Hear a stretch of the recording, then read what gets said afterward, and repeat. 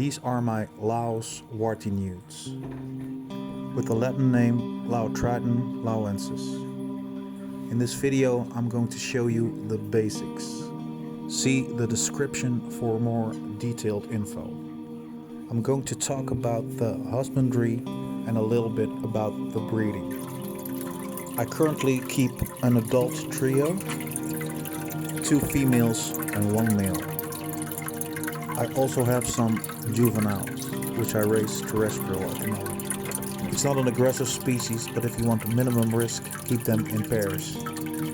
As adults, they are quite hardy in the aquarium. Raising the young is a challenge though. So let's focus on the adult animals.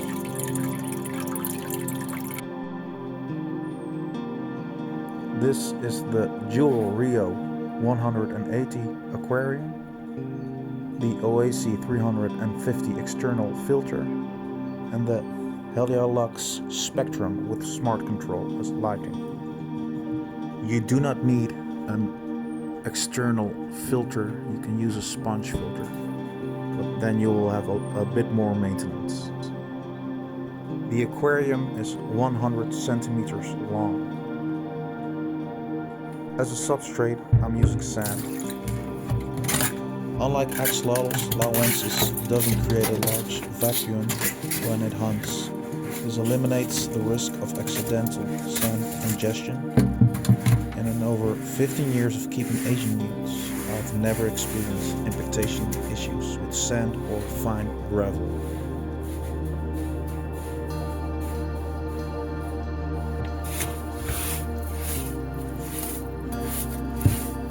Make sure your sand is rinsed properly.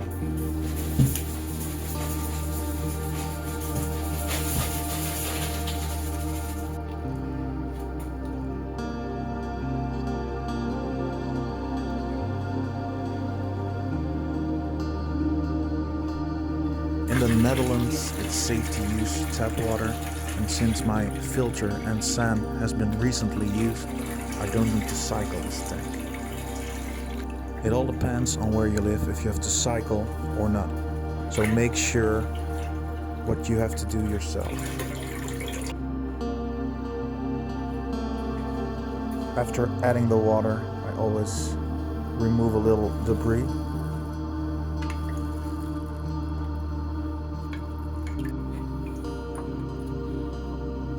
I'm going to hide the intake behind stacked stones.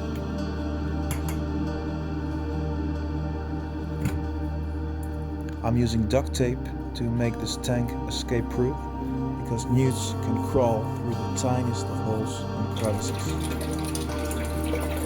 They only need a small terrestrial area made out of the stones sticking out of the water. I'm reusing the plants which I took from their former aquarium, and I cut the leaves because there was a lot of algae growing on it. I'm using mostly Vallisneria. The leaves are used for egg deposition, and they will grow back very quickly. These are eggs from ram's horn snakes. I use anubias as well. They can tolerate cold temperatures. This one is already attached to a rock, but I use thread to attach young plants to little rocks.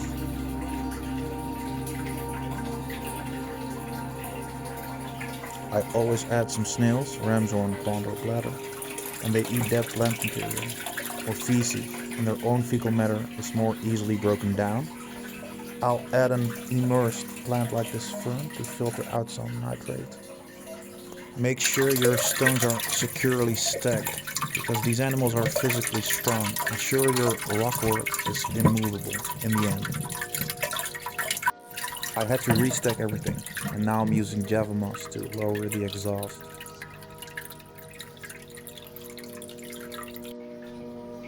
Check the description for a list of plants you can use in an unheated aquarium. Filtering out some debris again. Adding some floating plants. Unlike fish, you can put them in the aquarium straight away.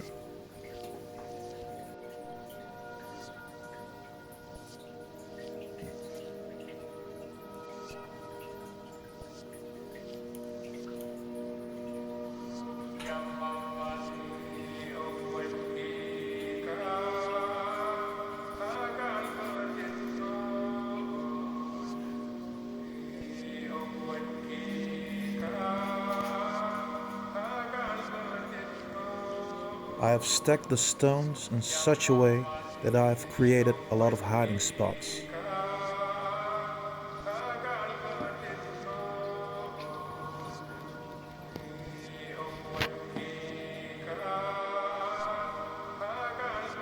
They are more active during the evening and the night, but during daytime you can see them quite often as well.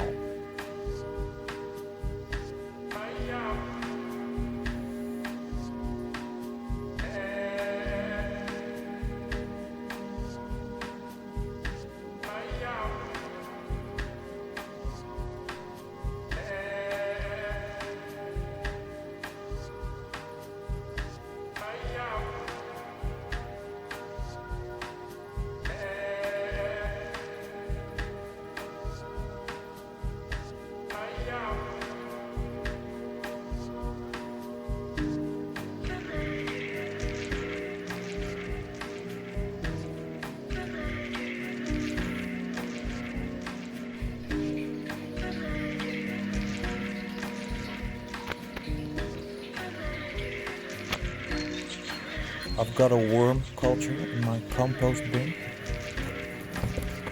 I mostly feed worms as a staple.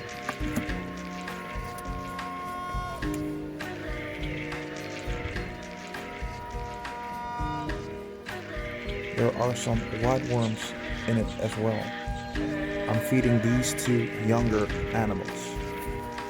Since I'm not using any chemicals in my garden, I can use whatever I find in it.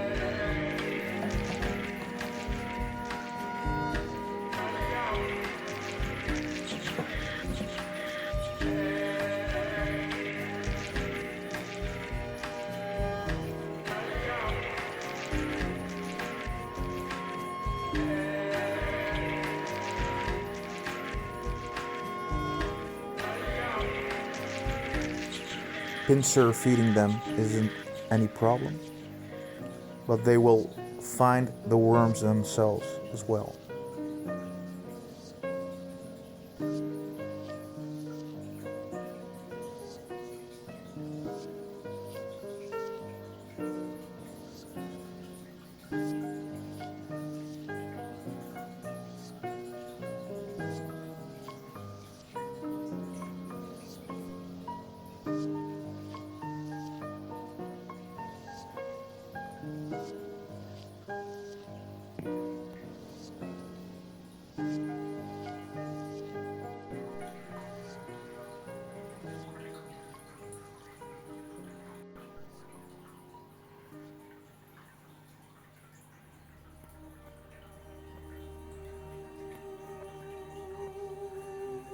Contrary to many other caudates, courtship in Laoensis follows a warm period rather than a cold one, and in Western Europe this typically occurs after the summer.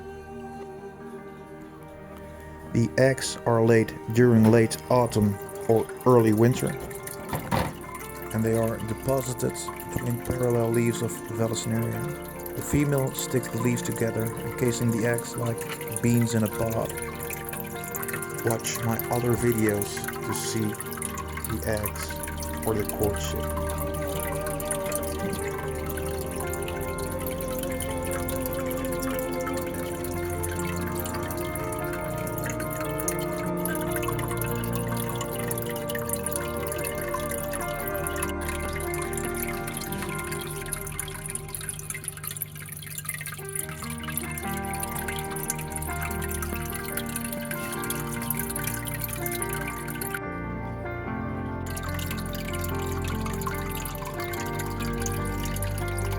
Thank you for watching. Hopefully till next time.